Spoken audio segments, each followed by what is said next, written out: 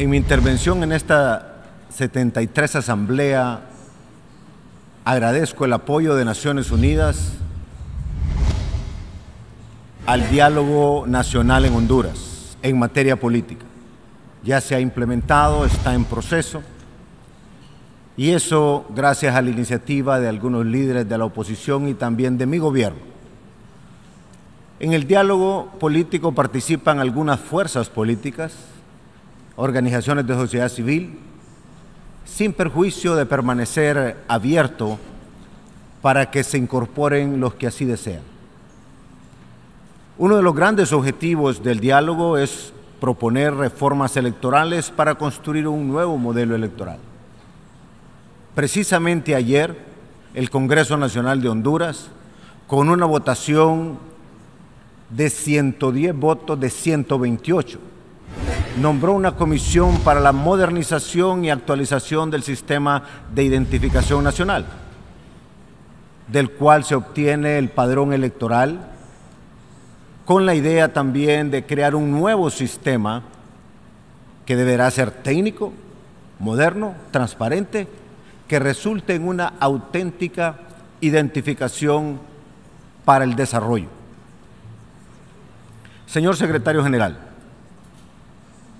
no puedo evitar expresar también mi frustración cuando nos reunimos en este gran foro mundial y manifestamos nuestros más sinceros deseos por trabajar en equipo por la construcción de la paz y la búsqueda de soluciones. Sin embargo, siento que ha faltado voluntad, valentía para hacer posible muchas de estas ideas, a pesar del enorme tamaño, la cantidad de recursos que maneja Naciones Unidas. Desde la creación de Naciones Unidas, quedó evidenciado que era una prioridad para la paz mundial respetar la soberanía y la autodeterminación de cada Estado. Los principios de igualdad soberana son cruciales para la estabilidad del mundo. Si queremos vivir en un sistema armónico, debemos cumplir con los pilares de nuestra organización, que están reflejados en la Carta que construyó las bases de Naciones Unidas. De forma constante vemos cómo fuerzas y actores internacionales velan por sus propios intereses, interfieren en nuestros asuntos internos, afectando, entre otras cosas, nuestra democracia, elemento fundamental para el desarrollo de las naciones que estamos dispuestos a defender. Es necesario proteger al Estado de Derecho en nuestra patria. Lo digo hoy y lo diré mañana y siempre. Vivimos nuevos tiempos, con nuevas realidades y nuevos desafíos.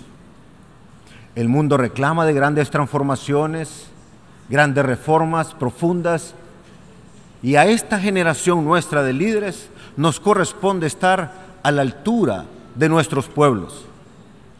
Esta es una responsabilidad ineludible.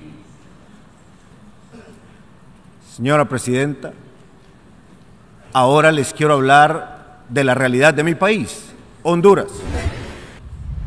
Por 20 años hemos sido uno de los países más afectados por los eventos climáticos extremos. Ocupamos el primer lugar en el índice de riesgo climático global, de acuerdo a Germanwatch.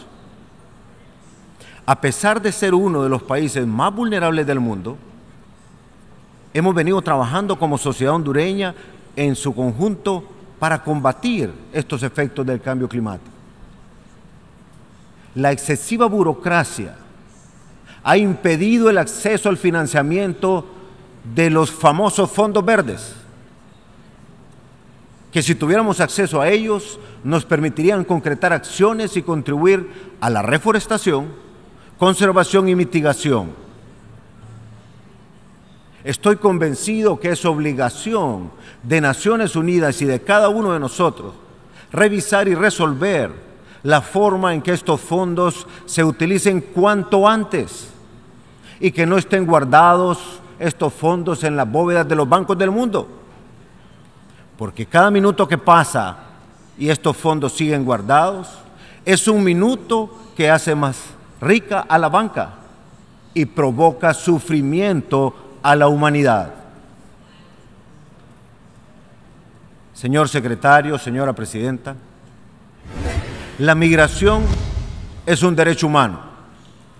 Durante siglos los seres humanos se han venido movilizando y emigrado y han contribuido al desarrollo social y económico de las naciones que los han acogido en búsqueda de mejores oportunidades. Honduras y la región centroamericana no somos la excepción. Desafortunadamente, en tiempos recientes, el mundo entero ha sido testigo de la crueldad con la que se ha tratado a los migrantes, entre ellos mis compatriotas. Todos hemos presenciado las condiciones infrahumanas en las que se encuentran recluidos en centros de detención, atropellando su dignidad que es inherente al ser humano. Este trato indigno se suma al que millares de migrantes reciben a diario a lo largo de esa ruta de terror, desde Sudamérica pasando por Centroamérica hacia Estados Unidos, donde son víctimas de todo tipo de abusos y violaciones por parte de las redes criminales, llámense coyotes, traficantes de personas, narcotraficantes, maras o pandillas. Reafirmo que este principio de la dignidad de la persona humana es parte fundamental de la Carta Constitutiva de Naciones Unidas. Debemos actuar contra las circunstancias en las que se atropella y destruye a la institución más sagrada de la humanidad, que es la familia, con mucho dolor. Al día de hoy, seguimos los hondureños a la espera de la reunificación familiar de 120 niños separados, privados de un derecho tan básico y al mismo tiempo tan fundamental para su desarrollo como es la unidad familiar. Los países miembros de esta Asamblea no pueden olvidar nunca el compromiso al respeto universal y efectivo de los derechos y libertades fundamentales del hombre, donde debe prevalecer el interés superior del niño. Aquí es donde se necesita la actitud diligente de los funcionarios de Naciones Unidas y de cualquier gobierno del mundo.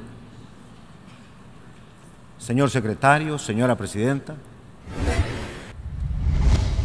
la integración económica en Centroamérica ha sido un sueño que hemos anhelado desde 1951.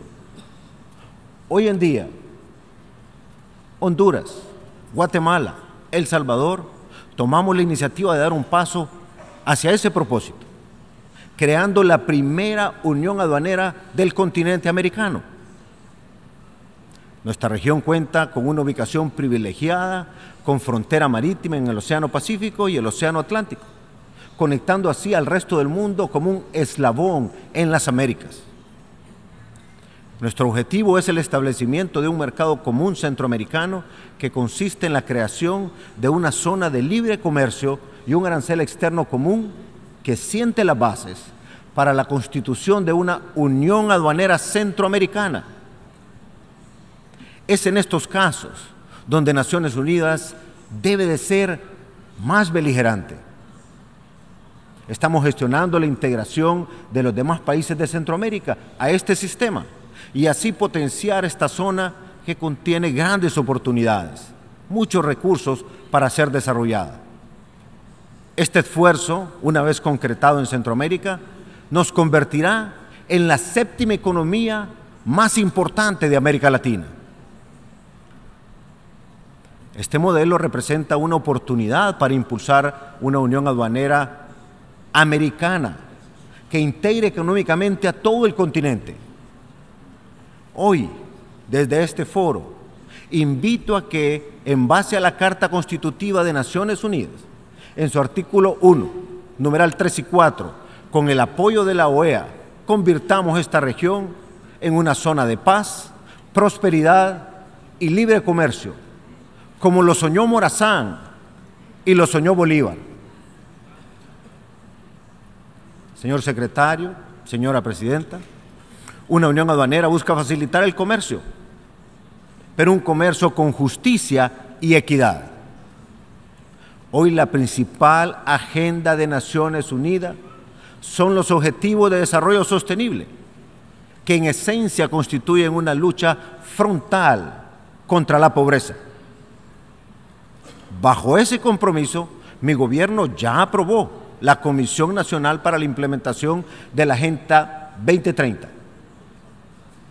A pesar de lo anterior, tristemente se interpreta como una doble moral que millones de productores de café, principalmente los más pequeños, hoy en día están recibiendo un precio por debajo de sus costos, que sin duda los lleva a la pobreza extrema, como es el caso de aproximadamente 90,000 familias productoras de café en mi país, Honduras. Y cuando hablo de mi país, Honduras, en términos de producción de café, no es cualquier país, porque somos el quinto productor del mundo, el tercero de América y el primero en Centroamérica. Señor secretario general, señora presidenta, señoras y señores, deseo formularles una pregunta. ¿Cuántos de ustedes se toman una taza de café en la mañana o durante el día?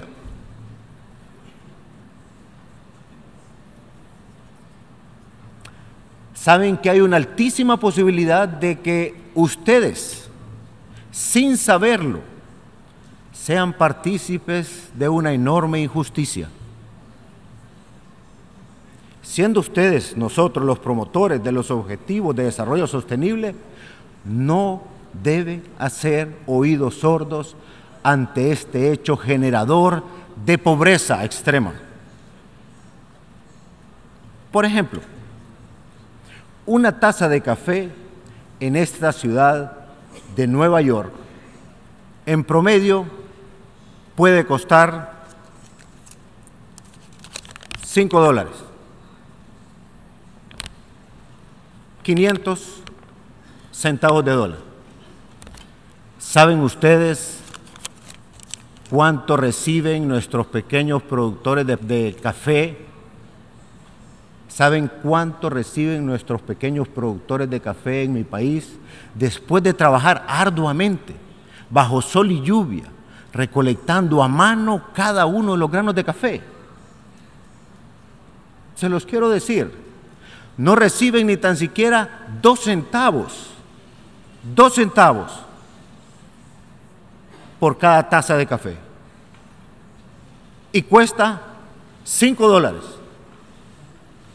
500 y apenas o tal vez 2 centavos. ¿Es o no una injusticia?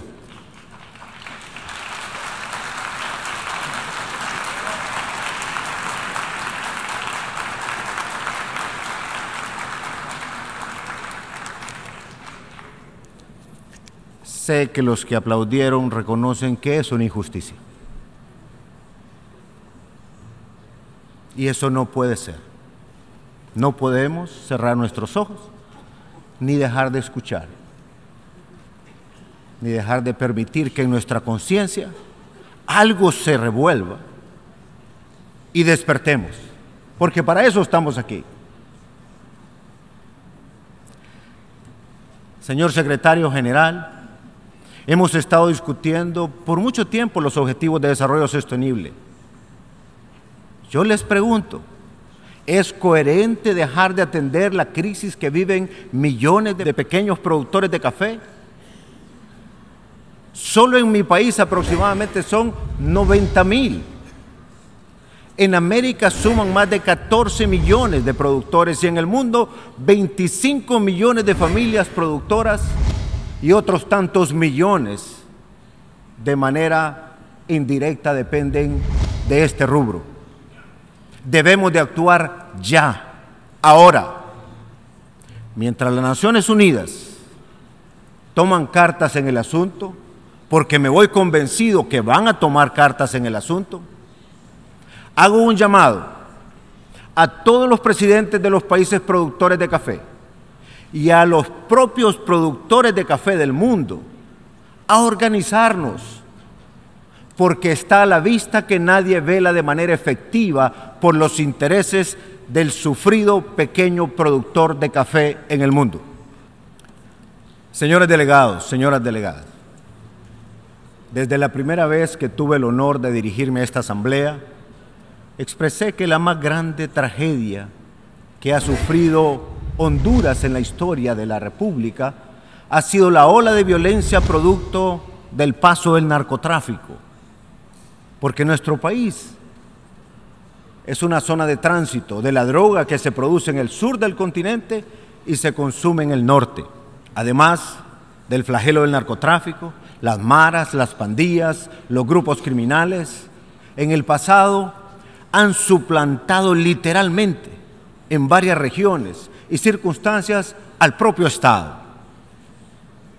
En mi país hay grupos no estatales, armados, que al ser confrontados por la ofensiva de los buenos hondureños, con el deseo de vivir en paz estos buenos hondureños, y la lucha que nuestro gobierno ha iniciado por recuperar la paz y la seguridad, estos grupos llegaron a amenazar el proceso electoral, consecuentemente la democracia y el Estado de Derecho. Tengo la firme convicción que en Honduras estos actores no estatales violentan los derechos fundamentales, los derechos humanos de miles de compatriotas. Más alarmante es que esta denuncia la he formulado en reiteradas ocasiones en otras instancias de Naciones Unidas, de la Organización de Estados Americanos, y al día de hoy no hemos obtenido respuesta. Por eso vengo a decirlo claramente a esta asamblea. Esta situación debe encender las alarmas en defensa del Estado de Derecho y la democracia representativa por los estados y específicamente por Naciones Unidas. Les repito, se trata de los derechos fundamentales como el derecho a la vida, la libertad y el goce de la democracia participativa. En consecuencia, aprovecho para pedir de ustedes que se materialice la resolución que reconozca que las maras o pandillas y otras bandas criminales se consideren como entes no estatales, violadores de los derechos humanos y que atentan contra la estabilidad de los estados. A un alto costo y riesgo, decidimos en Honduras enfrentar ese monstruo de varias cabezas y hemos avanzado como muy pocos países en la región, afianzando cada día más un clima de mayor seguridad y paz, pero reconozco que aún no es suficiente. Por tanto, no puede haber un miembro de Naciones Unidas que se autodenomine demócrata, pacifista, respetuoso de la vida y deje de prestarle atención a nuestro llamado, que es el llamado también de otros pueblos que han sufrido las mismas circunstancias. Señor Secretario General, debemos honrar a aquella generación que pensó de manera visionaria al crear este foro de Naciones Unidas para asegurar el respeto a la soberanía de las naciones y a la libre autodeterminación de los pueblos. Represento un país que, como todos, tenemos problemas, grandes desafíos. Represento un país que es pequeño en tamaño de su territorio, pero grande en dignidad. Soy enfático al decir que yo no me podría perdonar pasar por esta asamblea sin hacer un llamado a la conciencia de los líderes mundiales, en el sentido de asumir una actitud trascendente, exigiendo que pasemos de las palabras a las acciones concretas que cambien para bien la vida de los pueblos del mundo. Hago un llamado a proteger nuestras democracias y los derechos humanos ante los ataques de los entes no estatales armados, maras, pandillas o bandas criminales. Hago un llamado a respetar el principio del interés superior del niño y la familia como la institución más sagrada de la humanidad. Hago un llamado a predicar con el ejemplo cuando se trata de la implementación de los objetivos de desarrollo sostenible, protegiendo a los pequeños productores de café del mundo para que reciban lo que se merecen a través de un comercio verdaderamente justo, ya que este comercio justo implica no solo obligaciones para el productor, sino también que se respeten sus derechos, como lo es una ganancia justa. Señor secretario, señora presidenta, en Honduras estamos listos para pasar de las palabras del papel a la acción. En Honduras estamos listos para pasar a la acción, a los hechos que den resultados. Muchas gracias. Estamos construyendo, estamos trabajando, unidos por un mejor país, la patria que soñamos, la que merecemos, la nueva